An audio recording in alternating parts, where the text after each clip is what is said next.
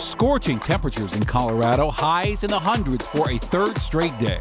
Last of the red hot forecast, cooler and wetter weather on the way for the weekend. Every day I think I'm one of the lucky ones. Laid low by COVID, this police chief spent more than 2 weeks on a ventilator. It took its toll and it's taken a long time to get back from there. Finally on the road to recovery, tonight he has a message of caution. We've been waiting for this for a long time. A brand new federal holiday honoring the day enslaved people learned they were free. To see it become a federal holiday is wonderful, and it's also pretty timely. What you need to know about closures tomorrow and why some say this is just one step in a complex conversation about race in America. Triple-digit temperatures 3 days in a row now, and people across the metro are doing their best to stay cool amid this record-breaking heat. Let's take a look at the numbers. We hit a high of 100 today, and that beat the previous record of 98 degrees set in 2012.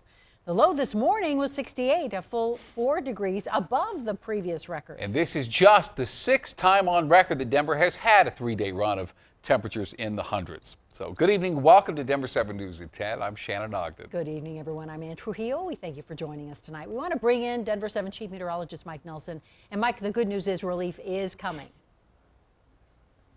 That is the good news. We will not hit 100 degrees tomorrow. In fact, we may not even reach 90 degrees tomorrow, courtesy of a cold front coming in from the north. But today, as bad as it was in Denver, it was even hotter in Fort Collins and Greeley with 105, 106 out at Ray.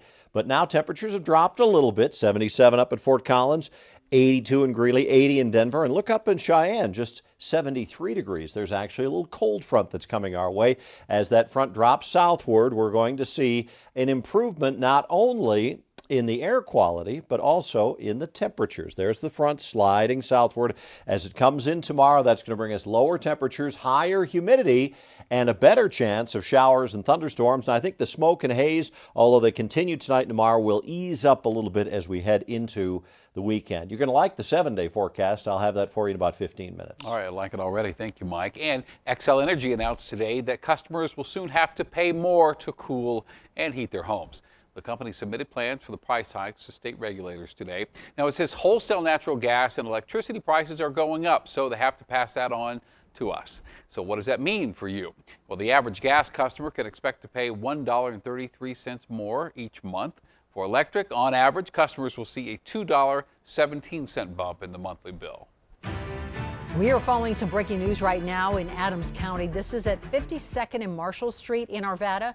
And people in the area are being told right now to shelter in place while police are out there searching for a man who is wanted in connection with a killing. The Adams County Sheriff's Office first gave notice a little less than 2 hours ago. Now, they say police are looking for Thomas Perez Gonzalez. He's wanted in connection with the homicide at the Primrose Hotel last Friday. Police say they found his vehicle in Adams County when they tried to arrest him. They say he rammed his way out. The chase ended in Arvada. No deputies were injured. So again, Arvada, 52nd and Marshall. Also, if you're driving in that area, police do ask that you avoid that place. The city of Loveland is hiring an outside consulting firm to review the city's police department after this rough arrest of a 73-year-old with dementia. Karen Garner's family says officers dislocated her shoulder and broke her arm. 2 former officers are now facing charges. Now, the city says it hired Hillard Heinz. It's the same company that investigated police conduct in the wake of Breonna Taylor and George Floyd's deaths. The company will undertake a professional standards investigation on Garner's arrest. It will also assess the police department's policies, practices, and procedures and help develop a plan for the department's future. The investigation will take about 2 months and will cost around $150,000. Well, COVID vaccines remain mandatory for the CU system. The University of Colorado's Board of Regents today voted against a plan to make the vaccines optional on campuses. The CU system announced in April it was mandating the vaccines for all staff and all students in the upcoming fall semester. Our partners at Colorado Public Radio report that some opponents wanted to see a voluntary system based on individual choice. Well, the CU system joined DU, CSU, and many others in our state in announcing these vaccine mandates. And colleges are planning a return to in-person classes, and many other things are really just starting to feel normal again. Now, at the same time, the Biden administration announced plans to invest billions of dollars in new treatments against COVID-19. As Denver7 CB Cotton reports, those who battle the virus know how dangerous it can be and say we need to keep our guard up a little longer. At the Brighton Police Department, officer photos show just how well they know each other. Oh, yeah. But last year, one of them woke up surrounded by people he didn't know at all. It was confusing, to say the least. It was confusing. I didn't know who any of these people were. I didn't even really know where I was.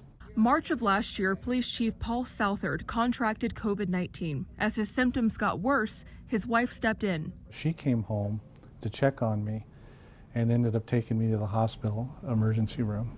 And there, he would spend just over 2 weeks sedated on a ventilator. The first thing I remember when they took me off the ventilator was people standing around me, and they were all wearing PPE, so I couldn't see their faces. I couldn't make anybody out, and all I could see were their eyes looking back at me. At that point, Southard's body had fought off COVID-19, but his mind still had a ways to go. The hallucinations carried on to after I was off the ventilator. Like I said, making the phone calls to my wife, thinking I was in another state, thinking I was in a movie theater. Again, I could go on and on and on about all of the different things that I experienced. An experience he wouldn't wish on anyone, and one that the Biden administration is still trying to combat. On Thursday, the federal antiviral program for pandemics was announced. The $3.2 billion plan will support clinical trials and treatments for COVID-19. The goal? To gain FDA approval for some antiviral treatments. Although we're past the mask mandates and things like that, there still needs to be concern and there needs to be caution. You know, over 600,000 people have died from this in this country. And Southerland feels grateful to be back, surrounded by the people he knows and loves.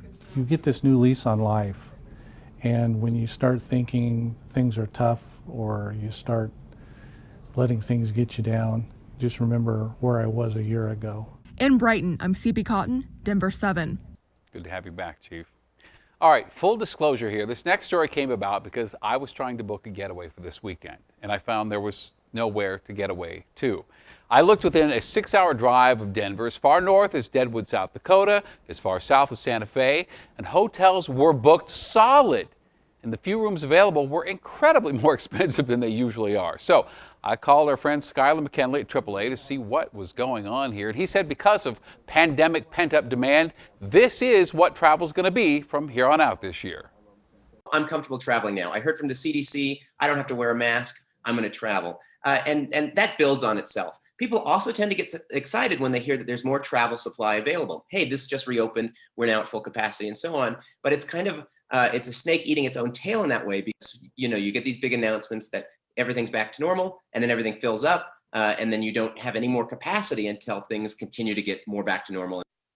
And SKYLER adds that people who would normally say go on a cruise or travel out of the country can't right now. So they come to a place that is beautiful and open. And right now that's the American West. So book early, assume reservations will be required wherever you want to go. And this may finally be the summer of travel, but it will not be the summer of spontaneous travel. Well, tomorrow people across our country will be celebrating a brand new federal holiday. Juneteenth marks the day when the last enslaved people in the U.S. learned they were free, more than 2 years after the Emancipation Proclamation was signed. As Denver7 Sloan Dickey reports, this celebration also provides an opening to talk about America's difficult history. Just use this as an opportunity to talk about the present moment right now. For Dr. Aaron Griffin, Juneteenth is a celebration of a big step in the long road for justice. It's just saying, hey, we're a great nation, but let's talk about how we became a great nation in its totality. And reconciliation. We can't ignore the conversation of what has happened in our country. We just can't, because that way we won't repeat it. It's also a celebration. Juneteenth is one of the reasons of our greatness. Slavery ended. So now let's build on that. His work as Vice President of Diversity, Equity, and Inclusion at DSST Public Schools in Denver and Aurora includes conversations about why a day like June 19th, the end of slavery made known to residents of Galveston, Texas in 1865, is important. The more we allow children to critically engage, the more they start to recognize how we all fit in this human condition together. And today, let us march on till victory is won. Juneteenth is now recognized as a federal holiday. To see it become a federal holiday, it's wonderful, and it's also pretty timely. Not a holiday for a portion of the country, but a holiday for all. This is not just a black holiday. People, we're going to say, we're celebrating. No, this is a United States holiday. And there will be celebrations in Denver all weekend. What Juneteenth Music Festival will do is provide a format for the entire country to understand how we should celebrate Juneteenth. Organizers with the Juneteenth Music Festival have organized parades, concerts, and commemorations in Denver's historic Five Points neighborhood. We are calling for all folks to come down and celebrate with us. Celebrating progress, but recognizing the work left to do. We've been waiting for this for a long time, but what that also is pushing us forward to do is to create a plan. A step. It has to go beyond just folks that look like me. Juneteenth needs to be celebrated by everyone. In the long road for justice. Sloan Dickey, Denver7. And to be clear, tomorrow is officially a federal holiday. Some agencies will observe it, many others will not because of the quick turnaround. So let's dig into what that means for you. The Postal Service says it will run a normal schedule tomorrow and Saturday. It says the bill signing today doesn't give it enough time to pivot and the mail would then be disrupted. It plans to talk with its unions and other groups about how to observe the holiday next year. At the state level, don't expect any changes tomorrow. The Colorado Department of Personnel and Administration says the state legislature must approve new state holidays. It's a great community, one of the best in the United States. A historic neighborhood facing challenges from new development. Absolutely, it is an issue because it just takes away that originality of the neighborhood. And business owners are at the center of it all. The only thing that's permanent about life to me is change. Tonight, a 360 look at Denver's Five Points neighborhood, how it's navigating rapid change while trying to preserve the unique history and character of such a special place.